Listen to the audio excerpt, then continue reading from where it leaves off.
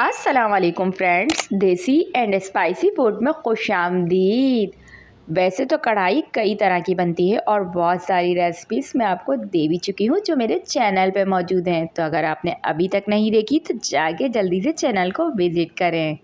आज हम लाए हैं बहुत ही मज़ेदार सी टमाटरों वाली चटसी कढ़ाई जो ढाबा स्टाइल में बनाने लगे और बहुत ही फ्लेवरफुल, बहुत ही कम मसालों से बनाएंगे और खाने में बहुत ही लाजवाब बनेगी। तो बस आज की वीडियो तो बहुत ही कमाल की है उन लोगों के लिए जिनको पसंद है चिकन की मज़ेदार सी कढ़ाई। तो वीडियो को आपने लाजमी एंड तक देखना है। वीडियो पसंद आएगी तो लाइक ज़रूर करना है। तो चलें स्टार्ट करते हैं। आज की कढ़ाई को हम बना रहे हैं मट्टी की हांडी में, क्योंकि बहुत मज़े की बनती है। सबसे पहले मैंने कुकिंग ऑयल 1 प्याली के करीब शामिल किया था। ऑयल गर्म होने के बाद मैंने इसमें शामिल कर दी थी चिकन, जो मेरी लगभग हाफ़ केजी से ऊपर थी। तो हमने जो भी कढ़ाई बनानी है कोशिश करनी है उसमें ऑयल थोड़ा सा ज़्यादा ही रखना होता है।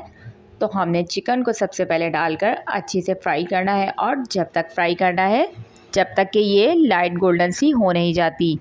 तो बहुत ही झटपट, बहुत ही यूनिक सी हमारी आज की कढ़ाई बनेगी जो बहुत ही मज़ेदार बनती है और बहुत ही ज़बरदस्त सी।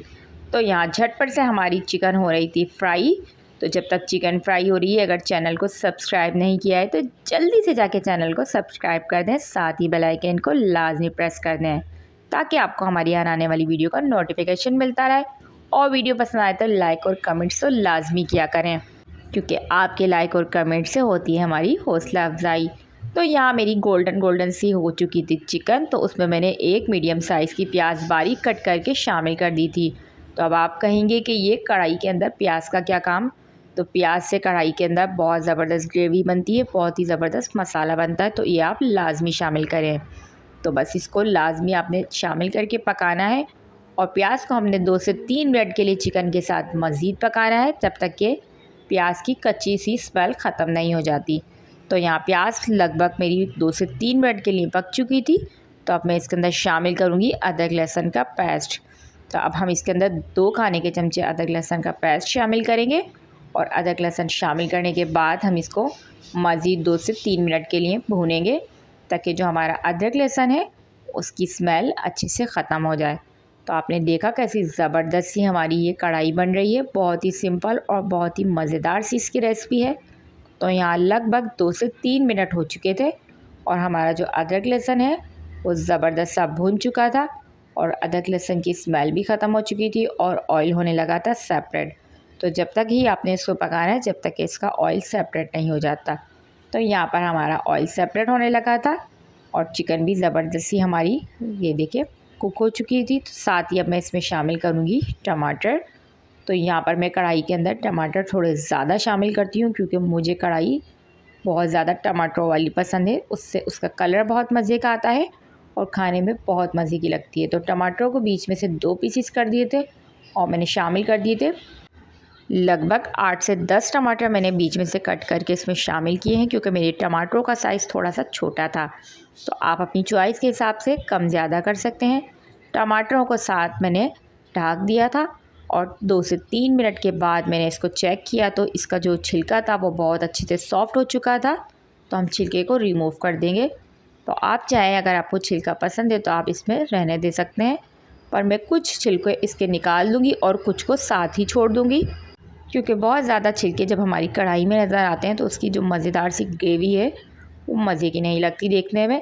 तो बस यहाँ टमाटर सॉफ्ट हो गए थे, हल्के हल्के से मैंने चिमटे की मदद से टमाटरों को मैश कर दिया था।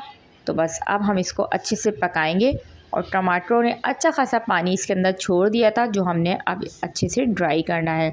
तो यहाँ टमाटरों का पानी ड्राई हो रहा था। मसाले इसमें शामिल करेंगे 1 टीस्पून पिसी लाल मिर्च, 1 टीस्पून कश्मीरी लाल मिर्च, 1 टीस्पून ज़ीरा शामिल करेंगे और 1 टीस्पून ही हम इसमें नमक शामिल करेंगे।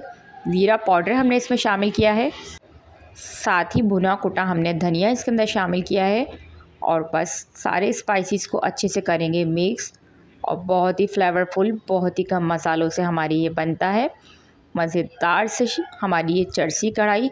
तो सारे स्पाइसेस को मैंने अच्छे से मिक्स कर दिया था, और मिक्स करने के बाद इसको हमने जब तक पकाना है जब तक कि इसका ऑयल सेपरेट नहीं हो जाता। ऑयल सेपरेट होने लगे तो 1 कप भर के मैंने इसमें फेंटा हुआ दही शामिल किया था। तो दही से बहुत ज़बरदस्त फ्लेवर आता है, तो ये भी आप लाजमी शामिल करें। खूब मसालेदार और खूब ग्रेवी वाली हमारी आज की ये कढ़ाई बनके रेडी होती है। तो यहाँ पर हमने इसको अच्छे से भूनना है। तो यहाँ आप देख सकते हैं दही को मैंने अच्छे से भून लिया था और दही का जो पानी है वो ड्राई होने लगा था। तो साथ ही अब हम इसके अंदर शामिल कर देंगे हरी मिर्चें। तो आप देख सकते हैं कितना ज़बरदस्त इसका कलर आ रहा था। और यहाँ पर हमने मोटी वाली मिर्चों को बीच में से चॉप कर लिया था और वो अब हम इसके अंदर शामिल कर देंगे। और बस साथ ही इसको ढक्कन ढककर हम 2 से 3 मिनट पकाएंगे कि हमारी जो हरी मिर्चें हैं उनकी मज़ेदार सी खुशबू हमारी कढ़ाई के अंदर रच बस जाए। तो यहाँ पर मेरी ज़बरदस्त सी मज़ेदार सी चरसी कढ़ाई बनके रेडी हो चुकी थी और बहुत ही मज़ेदार इसकी खुशबू आ रही थी। तो बस अब हम इसको सर्व करेंगे। मज़ेदार सी कढ़ाई को आप चाहें तो नान के साथ, पराठों के साथ, चपाती के साथ, आप जैसे चाहे खाएं, ये बहुत मज़े की लगती है। तो मैं तो इसको मज़ेदार से तंदूरी नान के साथ एंजॉय करूँगी क्योंकि ये बहुत मज़े की लगती है नान के साथ और बहुत ही कमाल की रेसिपी होती है ये।